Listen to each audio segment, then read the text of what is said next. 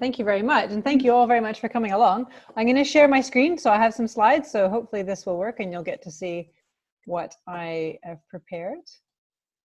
Okay, so that is me. Thank you for the introduction. I'm Lorna Slater, one of the co-leaders of the Scottish Green Party.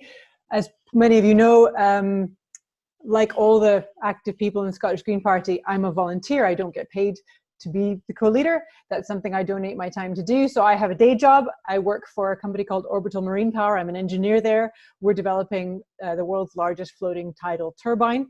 And that work is still continuing, even with the COVID-19. So I'm working full-time at the moment to get that turbine built and trying to do my co-leader duties in and around that. So that's been a bit of a challenge. I know that many of you, and I see some familiar faces, thank you very much for coming along. I know many of you are members of the Scottish Green Party, but if you either aren't big G Greens or are a member of the Greens but aren't so familiar with the kind of framework of the Green movement, I'd like to revisit at the start of this the 4 pillars of the Green movement. So Green parties all over the world have the same 4 core values, and they are peace, sustainability, equality, and radical local democracy. In terms of peace, it's pretty clear, I'm sure we can all tell, that human health and happiness requires freedom from violence and freedom from the fear of violence. Wars are also terrible for the environment. They're terrible for prosperity, they're terrible for everything. In terms of equality, we believe that all human lives and experiences are equally valuable. Excessive inequality is the root of many of society's problems, as well as it being morally abhorrent to have some people starving or freezing while others party away on their second yacht at their private islands or hoard billions of pounds. We all have to move forward together. Sustainability, so that's the environmental part. What's the point of pulling all the fish out of the ocean today if that means that there will be none for tomorrow? We need to leave a livable planet for our descendants, and that means living within our environmental means. Radical local democracy is one of the hardest to explain, but it is a core piece of the Green movement. And I think the easiest way to explain that is through an example. And if we think of the example of fracking, it's very easy to inflict bad environmental decisions on other people. It's easy to frack under someone else's village. It's quite easy for Westminster to say, oh, we're going to frack under villages in Yorkshire. Nobody ever votes to frack under their own village. When people are given control and have a say in what happens in their own communities, they will always make fairer and more sustainable decisions, because people, it's really hard to look your neighbor in the eye and say, I'm going to be unfair to you. I'm closing your kid's school and your kid's playground. I'm fracking under your house. We are unable to be unfair to people when we have to confront them and live with them. People in their own communities can see the value of clean air, clean water, and so on. It tends to be imposed on us, sort of pollution and contamination of our environment tends to be imposed on us by somebody who wants to make money. So that's why radical local democracy is a very core part of it. And I want you to remember these 4 pillars, because when we're talking about implementing economic solutions to the COVID-19 economic fallout and to the climate crisis, all 4 of these are equally valuable, and you can't have one without the other. Eco-fascism, not the answer. You know, we can't have environmentalism imposed at the end of a gun. That's not acceptable. We can't have it centrally controlled where people don't get a say in what happens to their own lives. That's not acceptable either. All of these pillars matter equally. So as we are 9 weeks into the lockdown quarantine, I'm sure you were all very familiar with this graph. How about this one, which actually looks like that? So the climate crisis is vastly more complicated than the coronavirus crisis. It is huger and more significant in its implications. And something that has frustrated a lot of us in the Green movement over the past few months is last year, when councils and governments all over Scotland were gleefully voting in climate emergency motions and so on, and then did nothing. I mean, absolutely nothing to implement any sort of action around that. They say it's a coronavirus emergency, and all of a sudden we see what an emergency response really looks like. So we know they are capable of reacting to an emergency, but that people do not consider the climate crisis the emergency that they should. And they should consider it an emergency. Coronavirus is about, what, 1% lethal to the people who it affects, And you can see the devastating effects that it has had on our society. At 6 degrees of warming, 95% of life on Earth is extinct. With the Paris Agreement, all the nations of the world who signed that agreement agreed to work together to keep warming below 2 degrees, so to keep it to 1.5 degrees. That's not because 2 degrees is safe, 2 degrees is bad, but 4 degrees is terrifying. At 4 degrees, coastal cities are inundated. There are worldwide food and water shortages, and coral reefs, for example, are no more. 4 degrees is very bad. However, we are on track to 6, 8, or 8 degrees of warming. And that is absolutely devastating to life on Earth. This is absolutely an emergency. I was lucky enough last year to get to go to the Antarctic with a part of a international program for women in science and engineering to study leadership and climate change. And one of the reasons for going to the Antarctic is that you can see climate change happening with your own eyes. Up until now, we've been very protected in Scotland. We haven't seen effects of this ourselves, although of course people in Australia saw Australia burning, people in Angola saw the results of the cyclones and the flooding there, and people in Yorkshire saw the results of the flooding there. So the climate crisis is approaching, it is affecting people, but we in Scotland don't see it so much with our own eyes. This is Paulet Island in the Antarctic. It's one of the islands off the coast of the Antarctic Peninsula. Those of you who are Shackleton fans may remember it as part of the Shackleton story. Shackleton and his crew were trying to get to Paulet Island, and the reason they were trying to get there was for this hut, which I think was probably in better nick 100 years ago, and there were some stores here that would have kept them more comfortably and safely over the winter. They did not make it to Paulet Island. They ended up wintering on Elephant Island. But the reason I'm bringing you to Paulet Island is to look at these Adelie penguins. You'll see that their baby penguins are lying down. That's not because they're dead, they are alive, but they are too warm. And in fact, this is the second hatching for this colony in that year, because the first hatching drowned when all the snow melted too early. There should be snow all around these nests, and there is not. So you can see absolutely with your eyes the effect that climate change is having. Adelie penguins are one of the species that is really struggling in the Antarctic. The krill that they eat cannot survive in warmer waters, and Adelie penguins are reducing in number every year. Is that the world that we're building? A world without penguins? And the debate around climate is very often phrased as people versus nature, but that isn't really right. Most of the damage is done by massive corporations, by the system, not by individuals. Carbon emissions have dropped during the COVID-19 lockdown, but not even by enough to keep temperatures at 1.5 degrees. So let that sink in. With hardly anyone flying, driving, engaging in commerce, not enough has changed. And that is because the problem never was individuals. You can buy a bamboo toothbrush and decide to take a staycation this year, that's great, but it doesn't change how we get our electricity, how our steel is smelted, the diesel cargo ships that bring us our daily goods. What we need is system change. And then this happened. A massive recession followed close on the tail of the pandemic. Well, what does that mean? The first thing it means is that there is going to be massive amounts of investment needed to boost the economy. That's a given. Even the Tory party has started lobbing money about, although they can always find a magic money tree when it suits them. The question is, the really key question is, where is that money going to go? Because it can go one of two ways. It can go as did all the money after the banking crash in 2018 to Wall Street, the banks, the wealthy investors. These all happen to be vested interests in the big polluters and the system as it is. Or that investment could reshape our society into something different. And that is what the Green New Deal is. First, let's explore option A. So that would be back to business as usual. Well, what is normal anyway? And was it working?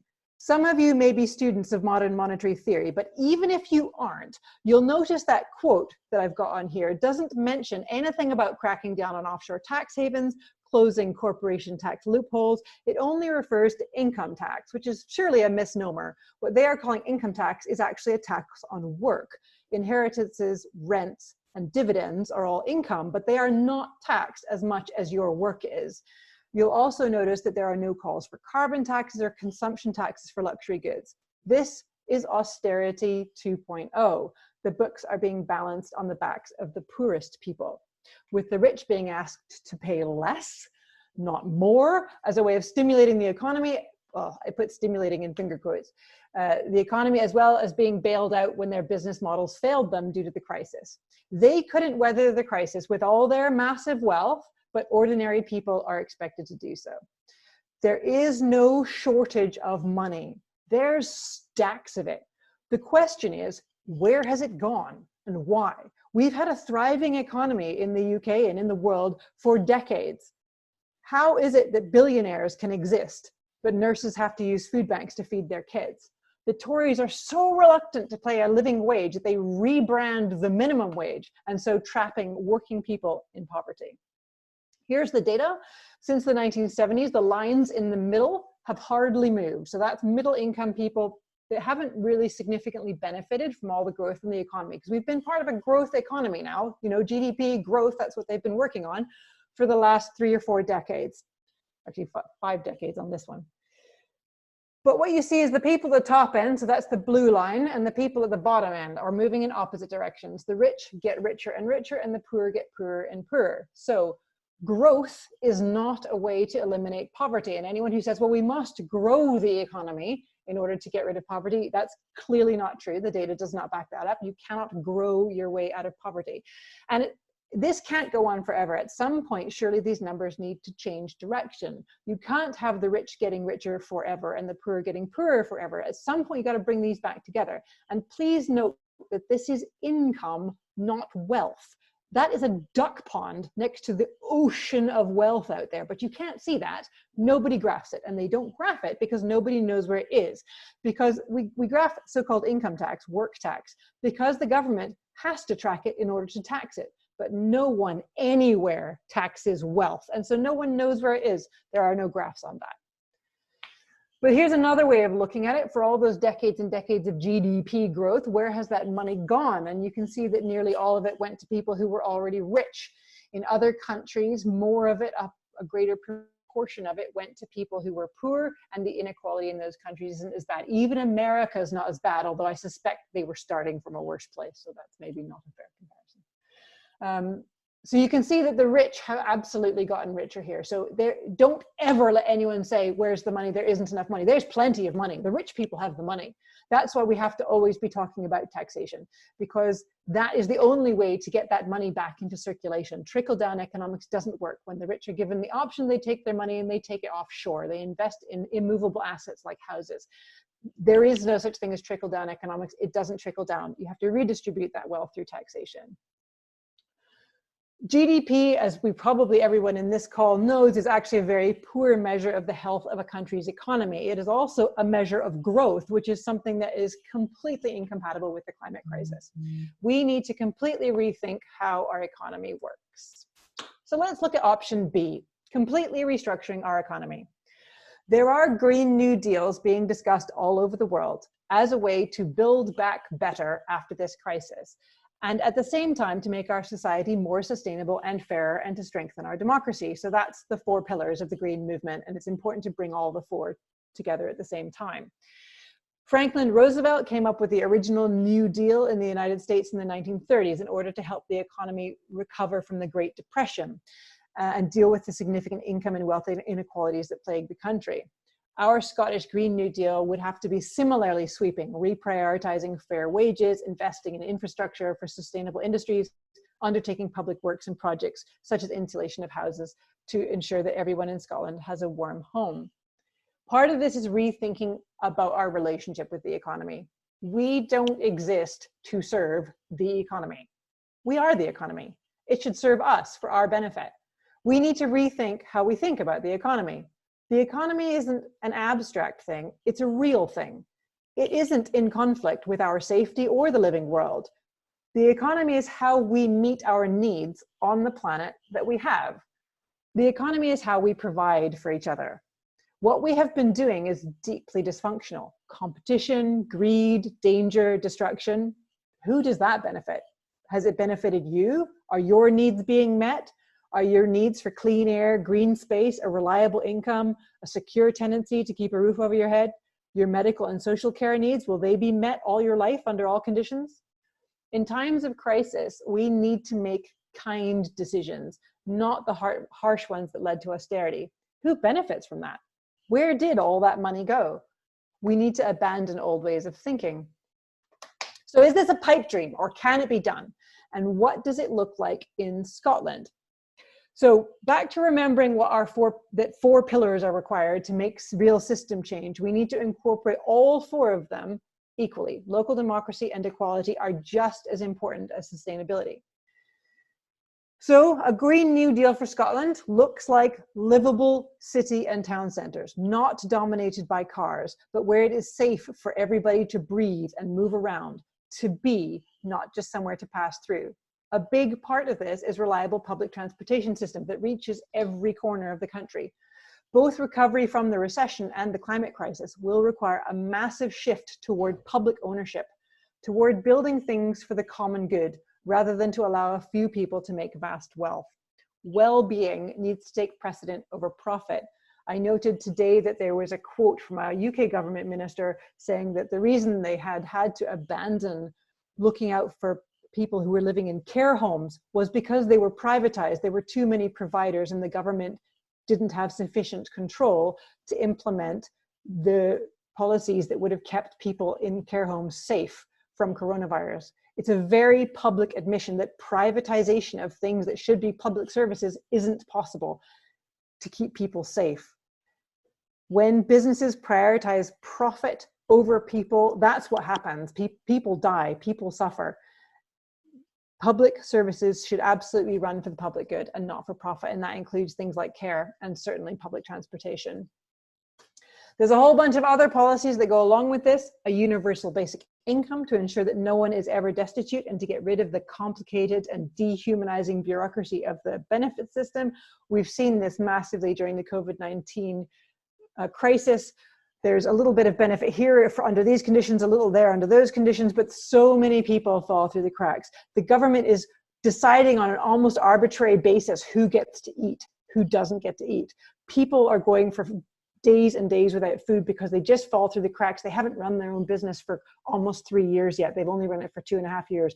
There's all sorts of reasons people might fall through the cracks. It's very cumbersome to keep such a complicated and frankly dated welfare system up to date. I'm sure many of you know that when people are making claims who are in precarious work, a few hours this week and a few hours next week and no hours the week after, every week they have to tell the government how much they're working and their benefits are adjusted accordingly.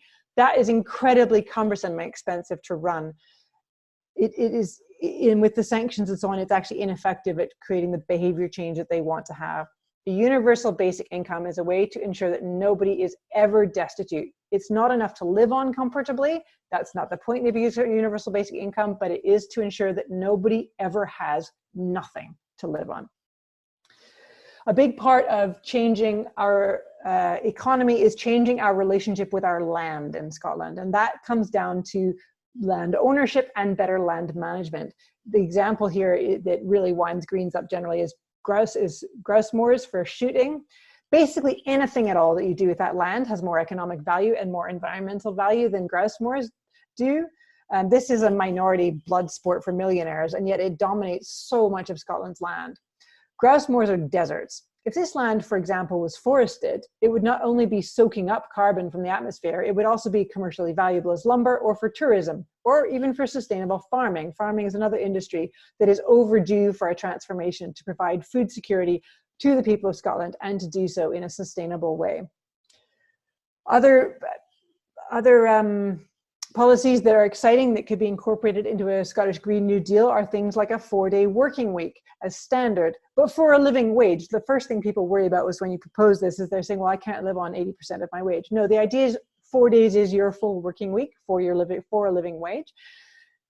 There's lots of evidence that this saves companies money and is more efficient. People are more productive if they work a 3-day week, and companies are heating a building for less. There's less waste of resources.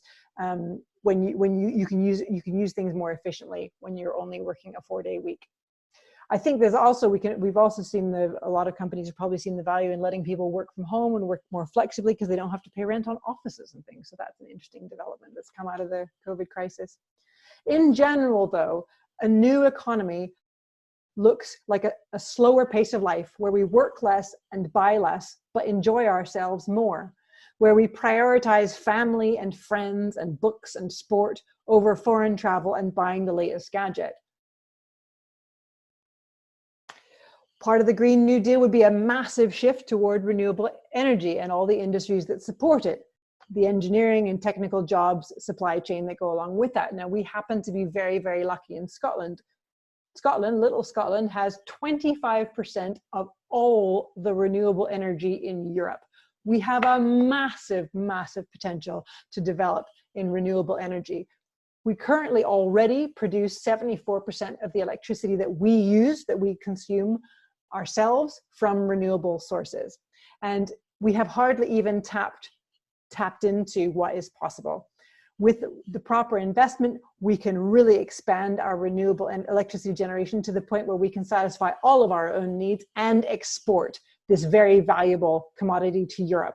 Now, that would require the installation of some export cables, which for decades the UK government have been dragging their feet about installing. I'll leave you to decide whether you think that there may be a political motive behind them not wanting Scotland to be able to export our most valuable resource, and instead investing in Hinkley Point, but I'll leave that with you to decide. But there's absolutely a potential here to build more industry in the renewable sector, and I know that because I work in the renewable sector. So I work in tidal energy, and at the moment, for example, we are building a 2-megawatt tidal turbine, and it's being built by this company Texo in Dundee. They're at the port of Dundee. So this project, which, as you can see from the newspaper article, is estimated, I can't tell you the real numbers, but they're estimating between 8 and 9 million pounds, and that is keeping Texo busy for most of next year. It's also keeping Gray Fabrications in Fife busy. We bought the steel from Liberty Steel in Motherwell. We're hiring vessels from firms in Scotland and in Orkney in particular. All this money, all this engineering effort, these are all skilled jobs. They're all jobs that could be transitioned over from oil and gas to renewable energy. There is no reason why a sustainable future in Scotland has to be a poor future. A sustainable economy isn't a miserable one. There's lots of potential for jobs in this industry, and good jobs, well-paid jobs. Texo is a really good example of a firm that is working on transitioning away from oil and gas to renewables. This is just the start. We're building just 1 turbine. Imagine if we were building 10 or 50 turbines. That would keep Texo busy, it would keep Biofab busy, it would keep Ferguson Marine busy, and all the resulting supply chains. It could be a huge industry in Scotland. Another massive project that would involve significant employment in Scotland and would make a difference to ordinary people would be a massive scheme to upgrade Scotland's homes and heating systems. We know that it's possible to do this because Sweden has recently done that. As of this year, all the heating in Scotland is 0 carbon. So it is completely possible to do this. There's a model for how to do that. We need to insulate Scotland's homes and change how we do the heating. It would stop old people and vulnerable people from dying of the cold or from having to choose to heat or eat. It would reduce our carbon footprint, reduce the cost of everybody's energy bills, and make sure that everyone in Scotland benefits from a warm home. This is one of these kind of no-brainer activities that has no downsides at all. Every bit of the money that was invested in such a scheme would go back into the economy of Scotland. And I think it's important to differentiate between investing and spending. So a lot of people go on about, where's the money going to come from? Well, we talked about what money is out there. As I say, even if you are not a student of modern monetary theory, the money is definitely there. And they talk about spending money. Spending money is when you don't expect to see a return on that money. Investing is when you expect to see a return on that money. And when you invest in infrastructure such as housing, the benefits that you would get back would be reduced costs on the NHS as people are less ill, more spare money. When people are spending less on their bills, they can spend more in the shops, they can spend more on visiting family and friends. That would give a big boost to our economy. By doing this kind of investment, we would reap the rewards, and our children and grandchildren would reap the rewards for many decades to come. So don't let anyone tell you that the future has to be harsh, that it's going to be awful. Journalists are always trying to get me to trick me into saying that. They're always kind of leaning close and say, so, green future is going to be pretty miserable, isn't it? We can't fly anywhere. We can't, buy stuff, we can't drive. And it's like, actually, no, a green future is brilliant. We'll have more time to do the things that are important. There'll be inexpensive public transportation. Everybody will live in warm homes. It's going to be great. We have a unique opportunity to build back better, to build a different future, and we can do that in Scotland with a Green New Deal.